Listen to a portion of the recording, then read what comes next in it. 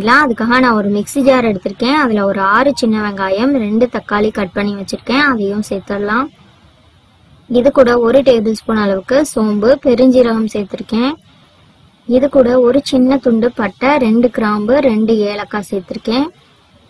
இதில் தண்ணி எதுவுமே சேர்க்காம நல்லா அரைச்சி எடுத்து வச்சிடலாம். இது இருக்கட்டும். இப்போ ஒரு கடாய் எடுத்திருக்கேன். அதில் 3 டேபிள் ஸ்பூன் அளவுக்கு ஆயில் ஊற்றிருக்கேன். எண்ணெய் நல்லா சூடானதும் அதில் 2 பெரிய வெங்காயம் நீளமாக கட் பண்ணி வச்சுருக்கேன். அதை சேர்த்து நல்லா வதக்கணும். வெங்காயம் நல்லா வதங்கினதுக்கு அப்புறமா 3 டேபிள் ஸ்பூன் அளவுக்கு இஞ்சி பூண்டு பேஸ்ட் சேர்க்கணும். வெங்காயம் நல்லா கண்ணாடி பதமாக வதங்கியிருக்கு. இப்போ 3 டேபிள் ஸ்பூன் அளவுக்கு இஞ்சி பூண்டு பேஸ்ட் சேர்த்து நல்லா வதக்கணும்.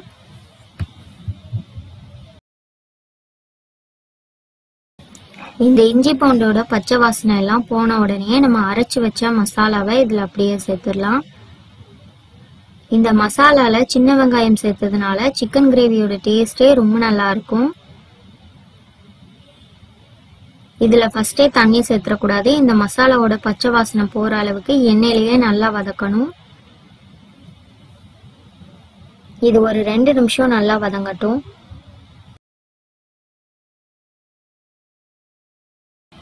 இந்த மசாலாவோட பச்சை வாசனை எல்லாம் போன உடனே தான் மசாலாத்தூள் எல்லாமே நம்ம சேர்க்கணும். இப்போ இது நல்லா வதங்கியிருக்கு. இப்போ இதுல மசாலாத்தூள் எல்லாம் சேர்த்துடலாம். 1/4 டீஸ்பூன் மஞ்சள் தூள், 1 டேபிள் ஸ்பூன் சீரகத்தூள், 2 டேபிள் ஸ்பூன் மிளகாத்தூள், 2 டேபிள் ஸ்பூன் மல்லித்தூள் சேர்த்துருக்கேன். இது எல்லாத்தையும் சேர்த்து நல்லா வதக்கணும். இந்த மசாலாத்தூள் ஒரு 2 நிமிஷம் நல்லா எண்ணெயிலேயே வதங்கட்டும். இது ஒரு 2 நிமிஷம் நல்லா வதங்கினதுக்கு அப்புறம் தான் சிக்கனை சேர்க்கணும்.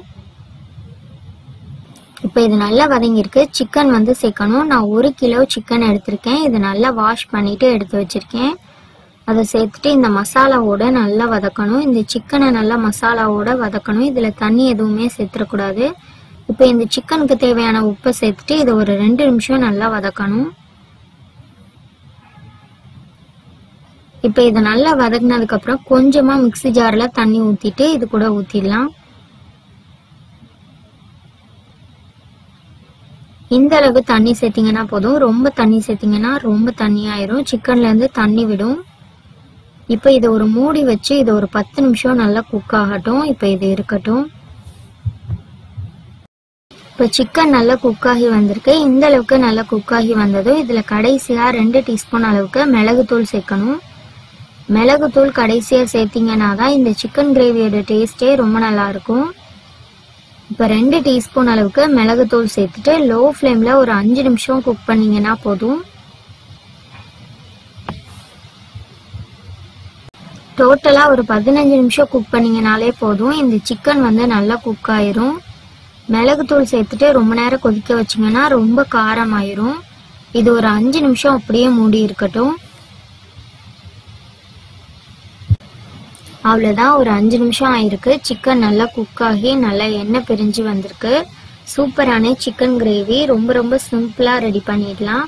கண்டிப்பா நான் சொன்ன இதே அளவில் நீங்களும் சிக்கன் கிரேவி ரெசிபியை வீட்டில் ட்ரை பண்ணி பாருங்க. ட்ரை பண்ணி பார்த்துட்டு உங்களுக்கு எப்படி வந்ததுன்னு கமெண்ட் பாக்ஸ்ல கண்டிப்பா சொல்லுங்க.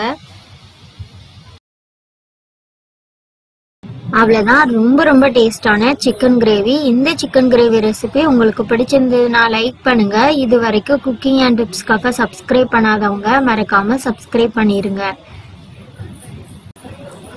இது இட்லி தோசை சப்பாத்தியோட வச்சு சாப்பிட்றதுக்கும் சூடான சாப்பாட்டுல வச்சு சாப்பிட்றதுக்கும் ரொம்ப ரொம்ப சூப்பரா இருக்கும். கண்டிப்பா எல்லாருக்குமே ரொம்ப ரொம்ப பிடிக்கும். எல்லாருமே ட்ரை பண்ணி பாருங்க. இந்த சிக்கன் கிரேவி ரெசிபி உங்களுக்கு பிடிச்சிருந்ததுன்னா உங்க ஃப்ரெண்ட்ஸ் அண்ட் ஃபேமிலியோட ஷேர் பண்ணிக்கோங்க. சப்ஸ்கிரைப் பண்ணாதவங்க மறக்காம சப்ஸ்கிரைப் பண்ணிருங்க.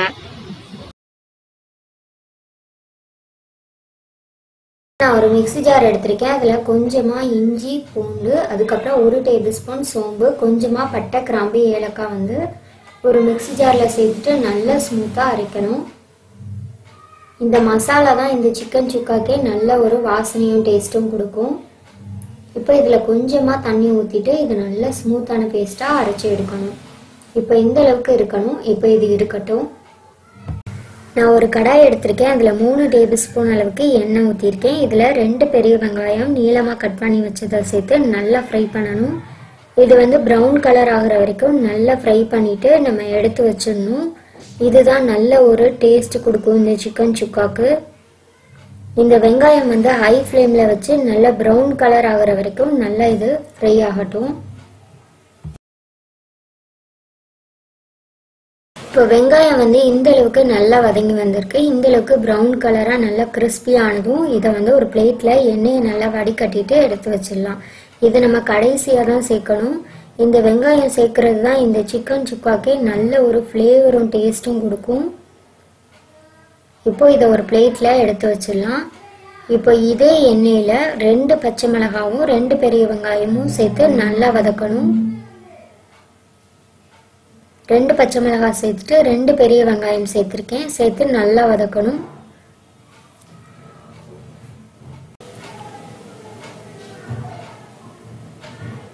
வெங்காயம் நல்லா வதங்கினதுக்கு அப்புறம் இதுல நம்ம அரைச்ச மசாலா வந்து சேர்த்துடலாம். இந்த அரைச்ச மசாலாவை எண்ணெயிலேயே நல்லா ஒரு 2 நிமிஷம் நல்லா வதக்கணும். அப்பதான் நல்லா டேஸ்டா இருக்கும். இப்போ இது நல்லா வதக்கினதுக்கு அப்புறம் இதுல ஒரு 2 தக்காளி பொடியா கட் பண்ணி எடுத்திருக்கேன். அதை சேர்த்துட்டு நல்லா வதக்கணும். தக்காளி வந்து நல்லா சாஃப்ட் ஆகுற வரைக்கும் நல்லா வதங்கட்டும். இப்போ இந்த தக்காளி வதங்குறதுக்காக கொஞ்சமா உப்பு சேர்த்து நல்லா வதக்கியிருக்கேன்.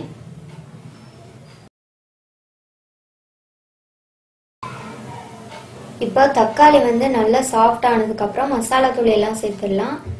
1/4 டீஸ்பூன் மஞ்சள் தூள், 1 டேபிள் ஸ்பூன் மிளகாத்தூள், 1 டேபிள் ஸ்பூன் அளவுக்கு மல்லித்தூள் வந்து நான் சேர்த்திருக்கேன். இப்போ மசாலா தூள் சேர்த்துட்டு எண்ணெயிலேயே ஒரு 2 நிமிஷம் நல்லா வதக்கணும். இந்த மசாலா தூள் ஒரு 2 நிமிஷம் நல்லா எண்ணெயில வதங்கினதுக்கு அப்புறம் தான் நம்ம சிக்கனை வந்து சேர்க்கணும். நான் 1 கிலோ சிக்கன் வந்து நல்லா கழுவிட்டு எடுத்து வச்சிருக்கேன். அதை வந்து இந்த மசாலா வந்து நல்லா வதங்கினதுக்கு அப்புறம் சேர்த்துடலாம். சேர்த்துட்டு இப்போ இந்த சிக்கன் கிரேவிக்கு தேவையான உப்பையும் இதுல சேர்த்துடலாம். இப்போ இந்த சிக்கனுக்கு தேவையான உப்பையும் நான் இதுல சேர்த்துட்டு நல்லா இதை வதக்கணும். எண்ணெயிலேயே இந்த சிக்கனை ஒரு 2 நிமிஷம் போல நல்லா வதக்கணும். இந்த மசாலாவோட சிக்கனை நல்லா வதக்கினாதான் நமக்கு சிக்கன்ல வந்து மசாலா நல்லா இறங்கும். இப்போ இது ஒரு 2 நிமிஷம் நல்லா வதக்கினதுக்கு அப்புறம் மிக்ஸி ஜார்ல கொஞ்சமா தண்ணி ஊத்திட்டு இதோட சேர்த்துற வேண்டியதான். கொஞ்சமா தண்ணி ஊத்திட்டு இதை நல்லா கலந்துடணும். நம்ம ட்ரையான சிக்கன் சுக்காவை செய்யறதுனால ரொம்ப தண்ணி சேர்த்துடக்கூடாது. கொஞ்சம் தான் தண்ணி சேர்க்கணும். சிக்கன்ல இருந்தே தண்ணி விடும். இப்போ இதை நல்லா கலந்துட்டு ஒரு மூடி போட்டு இது ஒரு 10 நிமிஷம் சிக்கன் வந்து நல்லா குக் ஆகட்டும். மீடியம் ஃப்ளேம்ல இது ஒரு 10 நிமிஷம் அப்படியே இருக்கட்டும்.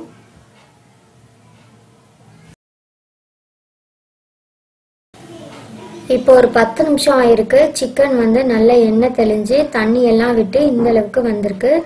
சிக்கன் நல்லா குக் ஆகி இந்த அளவுக்கு வந்ததுக்கு அப்புறம் நம்ம ஃப்ரை பண்ணி வச்ச வெங்காயத்தை வந்து சேர்த்துடணும். இந்த ஃப்ரை பண்ணி வச்ச வெங்காயத்தை சேர்த்த உடனே இந்த சிக்கன் சுக்கா வந்து நல்லா ட்ரை ஆகி வரும். இப்போ வெங்காயத்தை சேர்த்துட்டு நல்லா இதை கலந்துடணும். இப்போ இதுல கடைசியா வாசனைக்காக 1 டேபிள் ஸ்பூன் மிளகு சீரகத்தூள் வந்து நான் சேர்த்திருக்கேன். மிளகுத்தூள் கடைசியா சேர்த்தாதான் நல்லா வாசனையா இருக்கும். இப்போ இதை நல்லா கலந்துட்டு இது நல்லா ட்ரை ஆகுற வரைக்கும் இதை மூடி வைக்கணும். இது ஒரு 5 நிமிஷம் நல்லா குக் பண்ணாலே போதும். நல்லா ட்ரை ஆகி வந்துடும். ஒரு 5 நிமிஷம் ஹை ஃப்ளேம்ல வச்சு நல்லா கலந்து விட்டீங்கன்னா இந்த அளவுக்கு நல்லா ட்ரை ஆகி வந்துடும். இந்த அளவுக்கு கொஞ்சம் கூட தண்ணி இல்லாம ட்ரையா இந்த அளவுக்கு எண்ணெய் எல்லாம் செப்பரேட்டா வந்ததுக்கு அப்புறம் இது நல்லா கலந்து விட்டுட்டு கடைசியா பொடியா கட் பண்ணி வச்ச கொத்தமல்லி இலையை சேர்த்துட்டு நல்லா கலந்துடணும். சூப்பரா எண்ணெய் எல்லாம் பிரிஞ்சு சிக்கன் சுக்கா வந்து நல்லா ட்ரையா சூப்பரா வந்திருக்கு. நம்ம இதில் வெங்காயத்தை நல்லா ஃப்ரை பண்ணிட்டு சேர்த்ததுனால அதோட ஃப்ளேவரும் டேஸ்ட்டும் ரொம்ப சூப்பராக இருக்கும். கண்டிப்பாக நான் சொன்ன இதே அளவுகளில் நீங்களும் இந்த சிக்கன் சுக்கா ரெசிபியை வீட்டில் ட்ரை பண்ணி பாருங்கள். ட்ரை பண்ணி பார்த்துட்டு உங்களுக்கு எப்படி வந்ததுங்கிறத கமெண்ட் பாக்ஸில் கண்டிப்பாக சொல்லுங்கள். இது இட்லி, தோசை, சப்பாத்தி அப்புறம் பரோட்டாவோட வச்சு சாப்பிட்றதுக்கும் ரொம்ப நல்லா இருக்கும். சூடான சாப்பாட்டில் போட்டு சாப்பிட்டாலும் ரொம்ப ரொம்ப சூப்பராக இருக்கும். கண்டிப்பாக எல்லாருமே நான் சொன்ன இதே அளவுகளில் ட்ரை பண்ணி பார்த்துட்டு உங்களுக்கு எப்படி வந்ததுங்கிறத கமெண்ட் பாக்ஸில் கண்டிப்பாக சொல்லுங்கள். நான் இதை ஒரு பிளேட்டில் மாற்றி வச்சுருக்கேன். சூப்பரான டேஸ்ட்டில் சிக்கன் சுக்கா கண்டிப்பாக எல்லாருமே ட்ரை பண்ணி பாருங்கள். ரொம்ப நல்லாயிருக்கும். எல்லாருக்குமே ரொம்ப ரொம்ப பிடிக்கும். இந்த சிக்கன் சுக்கா ரெசிபி உங்களுக்கு பிடிச்சிருந்ததுன்னா லைக் பண்ணுங்க. இது வரைக்கும் குக்கிங் அண்ட் டிப்ஸ் காஃபே சேனலை சப்ஸ்கிரைப் பண்ணாதவங்க மறக்காம சப்ஸ்கிரைப் பண்ணிடுங்க. இந்த சுக்கா ரெசிபி உங்களுக்கு பிடிச்சிருந்ததுன்னா உங்க ஃப்ரெண்ட்ஸ் அண்ட் ஃபேமிலியோட மறக்காம ஷேர் பண்ணிக்கோங்க.